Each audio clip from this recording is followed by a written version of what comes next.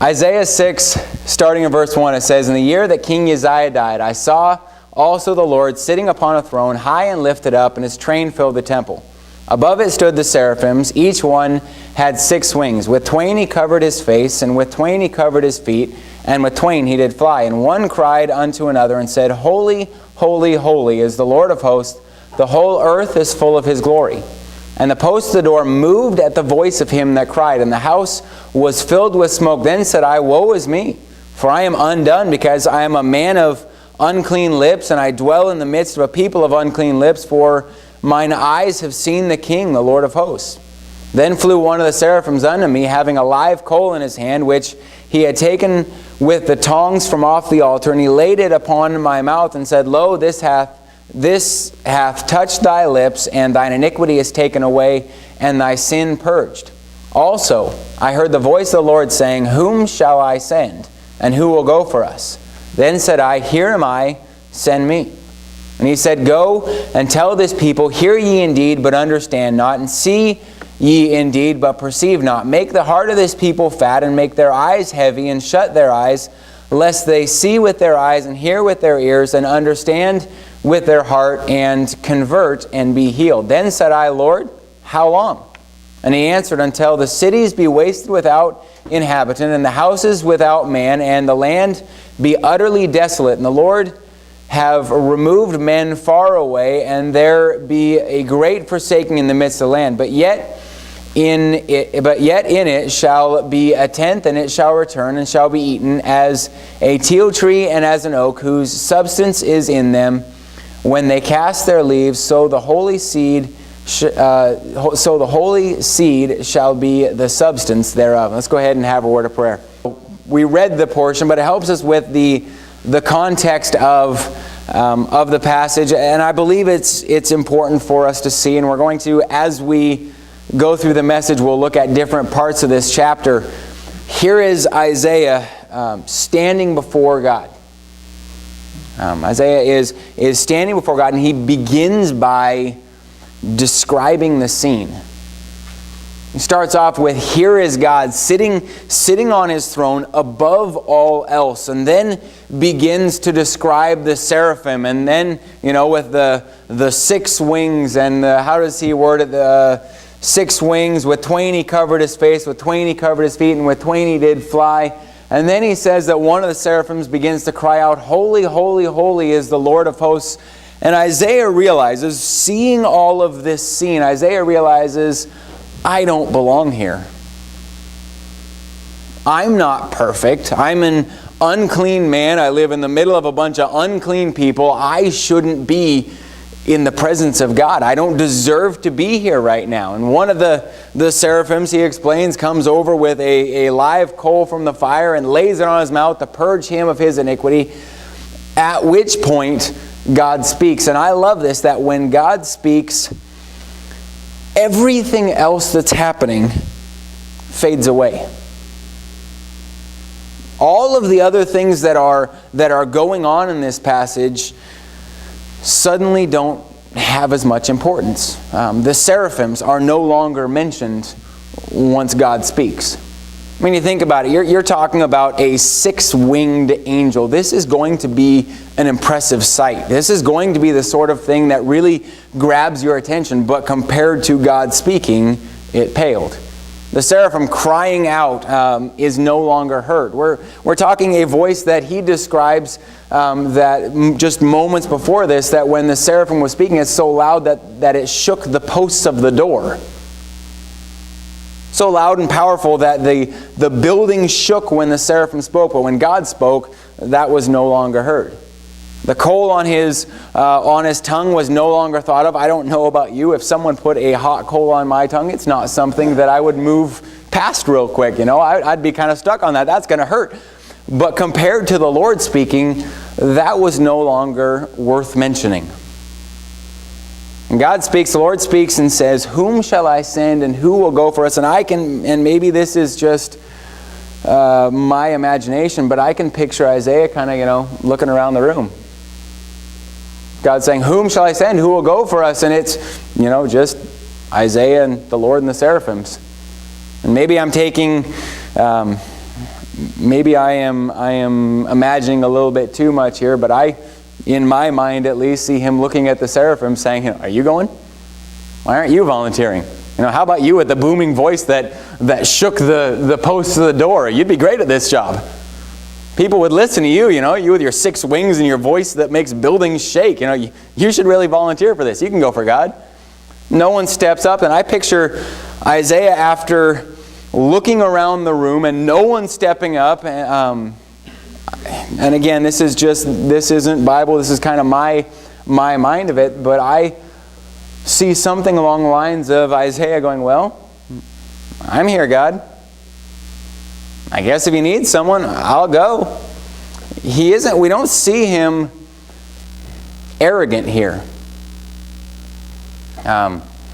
He isn't acting as though, God, you got a great catch by getting me to volunteer for this job.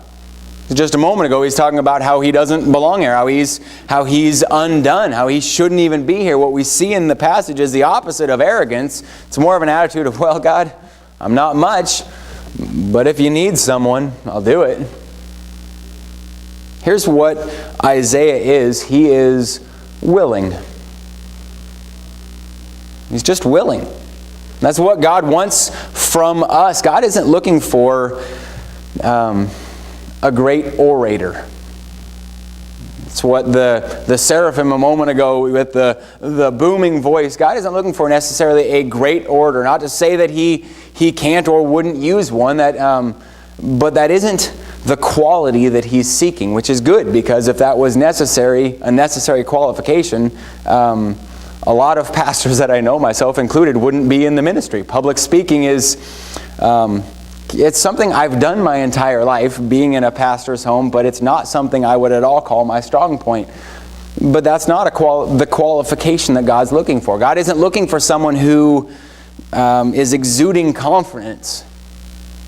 If he chooses to, he can use a confident person, but that isn't the job qualification. He isn't even looking for a great natural leader, someone who men automatically follow. He's used some. There have been pastors who have been that way, that when they step in a room, it kind of commands attention of people, but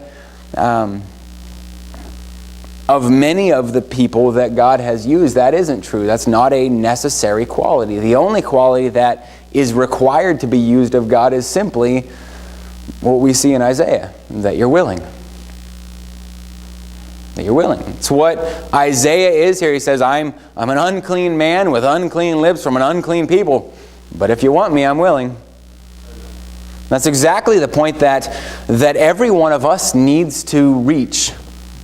It's exactly the point that all of us need to come to, that I'm willing, Lord, use me for whatever you want. You notice, and maybe it's just me, I find this interesting, Isaiah didn't wait to hear what it was God wanted before he signed up. It's not like God says, let's see, voice of the Lord comes in verse 8, whom shall I send and who will go for us, and then lays out the job description and waits for someone to volunteer for it. He just says, I need someone to go. Isaiah had no idea what he was volunteering for. He just volunteered. With the teens, we'll do games, and you can always tell the 7th graders from the ones who have been there for a while. Because the new kids always volunteer for everything. I don't even have to say what it is. I just say, I need a V, and as soon as I get the start of volunteer out, I have hands flying in the air from the new ones. They're eager to jump up. The ones who have been there a while wait to hear what it is they're volunteering for. Now, they want some description before they volunteer for it. Isaiah here is being the new kid. He's being like the new kid that, God, I don't know what it is you want, but I'm willing. As Isaiah agrees to go, and then God says, as you go for me, I have 3 things I want you to do. And those 3 things are what we're going to look at tonight. God tells Isaiah, I want you, number 1, to go and tell. Look at the beginning of verse 9. Still God talking, or it's God speaking here. He says, go and tell this people. Go and tell this people. Look at, if you look at verse 10, he says what I want you to go and tell. I don't know what happened in my notes. For some reason, my note says, he says, I want you to go and tell and tell and tell and tell. I don't know why. It put it 6 times right there. That's neat. So apparently we need to, well, we'll get to that. That's actually later in the message. Maybe I was thinking about later on when I wrote. Verse 10 says, make the heart of this people, he's supposed to go and tell them. Verse 10 he says, make the heart of this people fat and make their ears heavy and shut their eyes, lest they see with their eyes and hear with their ears and understand with their heart and convert and be healed. You're going to preach, you're going to tell them so much that their heart will be fat and their ears heavy. Here's what he's telling them. I want you to preach at them so much that their ears hurt. That their ears hurt. Have you ever had someone talk to you so much that you come to a point that your ears just can't handle any more noise? It just comes to a point that's like, I can't listen anymore. I've told you before, I'm a guy, I like to work in silence. I like total silence. But I worked with a guy for a long time that was the exact opposite, and it's not my brother, because if it was, I would call him out on it. It was someone totally different. But his rule, he was my journeyman, and his rule was the very first thing that came out of the work truck and got set up was the radio. The very first thing. You didn't talk to contractors. You didn't pull out your hand tools. You grabbed the radio, you plugged it in, and you put it on talk radio. And we would spend all day long listening to talk radio, except he didn't really listen. He liked it on all day, but he talked so much throughout the day that you never heard the radio. It was just constant noise that he would yell over all day long. So all day long, all that you heard was talking. It drove me crazy. And every day I would drive home. Myself and one of the other apprentices would drive together, and we always went in my truck, and it was my truck, so I got to set the rules on the way home. And the rules were, when we get in the truck, there's no radio, there's no talking, there's no sound. Because by the time we leave the job site, I've had as much noise as I can take for the day, and I need a little bit of time just to decompress a little bit from all of that sound. So by the end of the day, my ears were tired of listening. But that's what he's saying. He's saying, tell them until their ears can't hear anymore. It goes on, tell them until their eyes are heavy and they shut them. Verse 10, he says that right after, make the heart of the people fat and make their ears heavy and shut their eyes lest they see with their eyes. Now, how do you tell a person until their eyes are heavy and they shut them? And I know I could go on with, that he preached so long that they got tired and fell asleep in the services.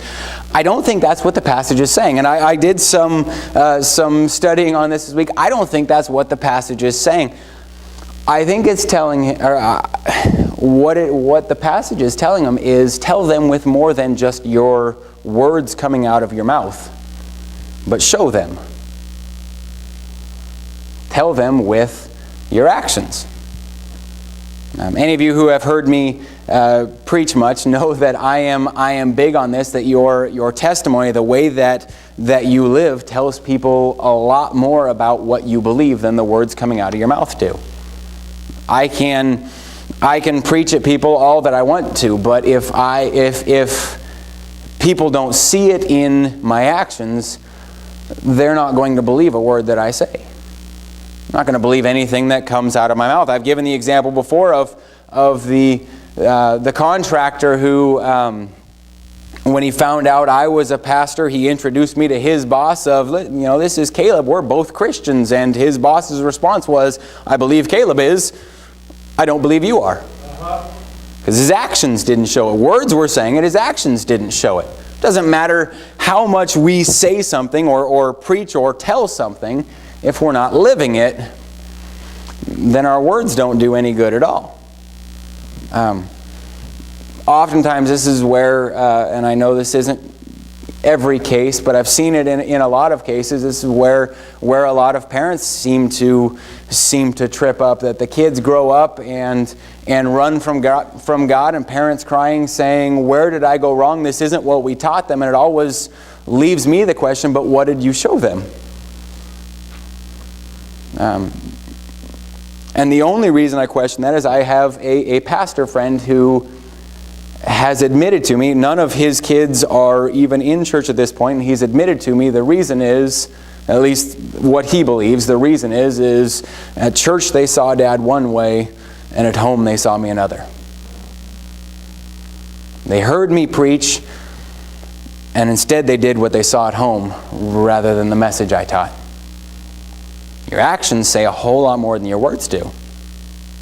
I've had a ton of people ask myself the difference, as if I know. Ask myself the difference, Bo and I, why both of us grew up and are serving God. And my consistent answer, the best that I can figure out, I was just the kid in the thing, but the best that I can figure out is lots and lots of prayer.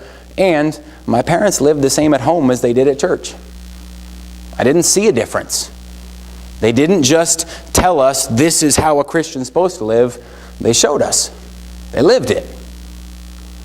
When we go for God, we need to tell just as much, if not more, with our actions as we do with our words that come out of our mouth.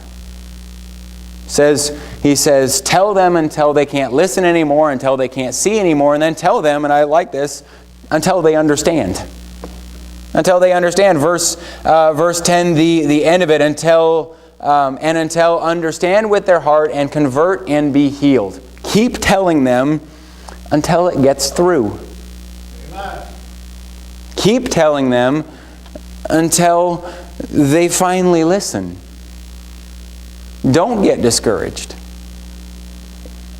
That can be really hard. I've had guys that I've worked with that I have witnessed to for years. I was thinking of one guy in particular while I've been studying for this that I witnessed to for years, that I've tried to have opportunity to lead to the Lord. Most of them that for years I have worked just trying to get them to visit church. So I understand that years of rejection is discouraging. I have been plumbing for almost 12 years. In that time, one of the guys that I've worked with has ever come to church. I can understand how, so I get, it's discouraging. It's discouraging when, you are day after day after day witnessing the guys, and day after day after day inviting them to church, and years of being shut down and being told no or being told they don't want to hear it. It can be hard to keep telling them, but keep telling them. Keep telling them. That's what he's saying. Keep telling them until they understand. When we go for God, you're going to go and tell. Then he tells Isaiah, as you go for me, I want you to go and hear. Look at verse 9 again. He says, go and tell this people, hear ye indeed. Now I know this is part of what he's supposed to tell the people, but follow me here for a minute. This is different than what we usually think when we think of go for God. Go and tell someone else is normal. That's what we are accustomed to, that I'm going to go for God and I'll make sure that others know, and I'll make sure that others have an opportunity to hear from God, and that others have an opportunity to grow closer to Him. But God is talking to Isaiah here, and while He's telling him, go and tell them so that they'll hear, He wants Isaiah to hear what He's telling him right now. Here's what He's saying. As you go, I want you to hear. And in our minds, that doesn't make a lot of sense. If He's the only one, or if He is not the only, if He is the one going, then what is it that He's going to hear? And here it simply is, as he goes, he needs to hear from God. It's what is happening in this passage. God's telling him go, and God is giving him instructions. I was talking to a church planner this week that they just started up a couple of months ago, their services, and he was telling me, I liked the attitude he had in this. He was telling me how great it was right now because they're a young church and they, right as of now, only have Sunday school and Sunday morning services. And why he was saying it was so great is he goes, it means that I get to drive every Sunday night and Wednesday night and hear my pastor preach. He's telling me, what a blessing it was to serve God, starting a church and get to preach and still get preached at by his pastor. Because he realized he needs to hear too. Myself, I feel blessed. I'm in a similar situation that I get to preach and serve God here, but I still get to hear messages preached at me every week. When we are going, we need to hear. We need to hear. We need to hear things like where to go. God has a specific place for every person. I've said it before in this series. For some, that place is pastoring somewhere. For some, that's being a missionary. For some, that place is in the nursery. My wife's in the nursery right now, so I can say that. For some, that place is in the nursery. But we need to hear from Him where that place is. It's not good enough to say, I want to go for God, or God has told me to go, so I'm going to pick whatever place I want to and go there. That's what a lot of people want to do. Well, God wants me to do something, so I'm going to choose what I want and just go there. No, He has a place. But if I'm not listening to Him, how will I know His place? We need to hear when we go, so that we know where to go.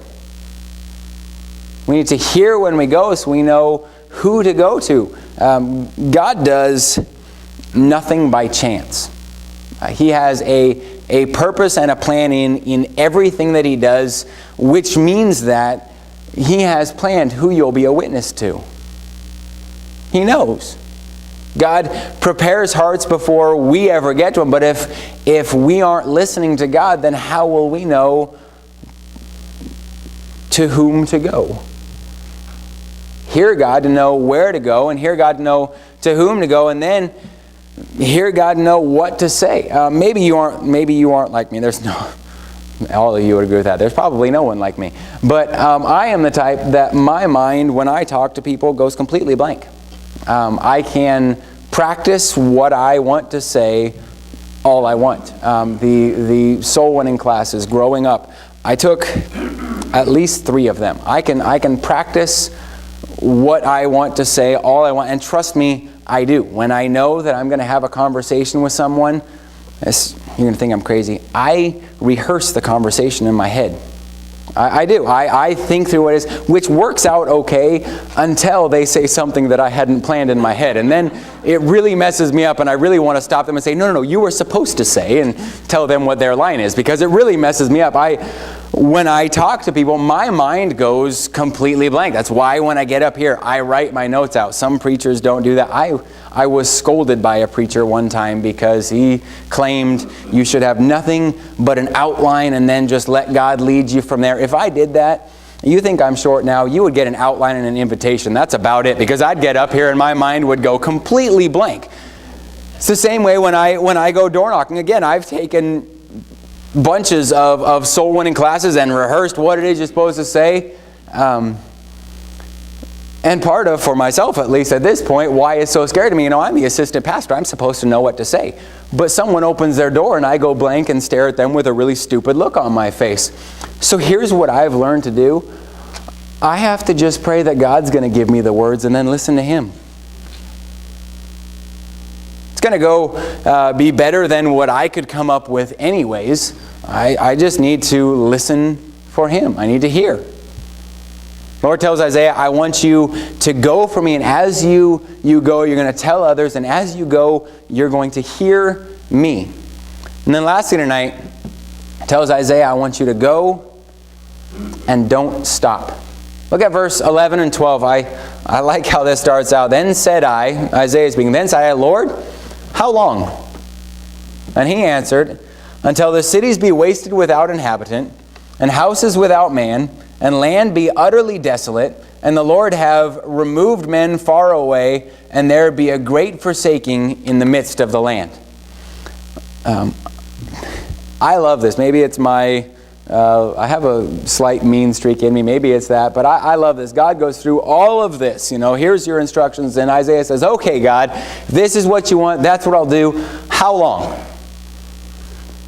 What are you thinking, God? And I can see Isaiah thinking, a couple of months, maybe 5-10 years, or I'll make a career of it, God. I'll give you 35, 40 years? God answers him, I want you to keep going until cities be without inhabitant, houses be without man, land be utterly desolate, and the Lord moved away.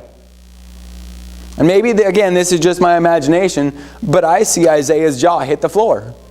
All of a sudden it's, well, wait a minute. Because we're not just talking a long time. We're talking until the end of time. Which is exactly what God wants of us.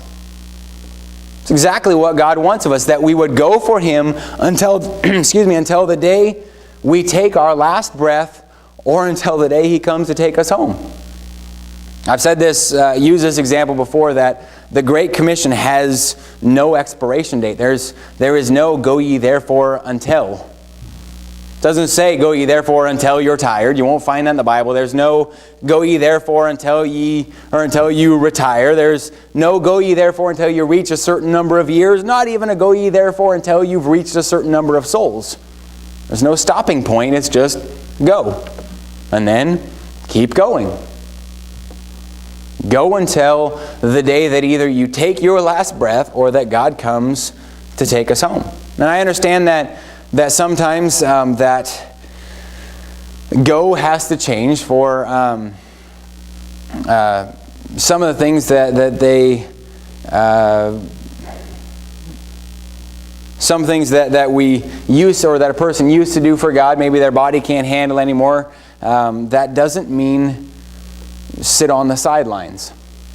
That doesn't mean it's time to retire from going for God. It just means a different direction. I've had quite a few pastors that I've known that for health reasons or whatever could no longer pastor, but that hasn't stopped them from going. It just means they serve God in a different role than they did before.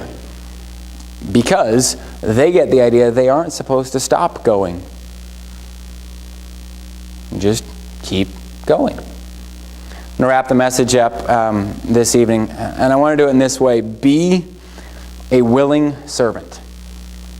Be a willing servant, willing to go for God in whatever capacity He wants you. In whatever capacity He wants you, and to be used in whatever way He chooses, and then go and tell others, go and hear from God, and go and don't stop. Let's pray.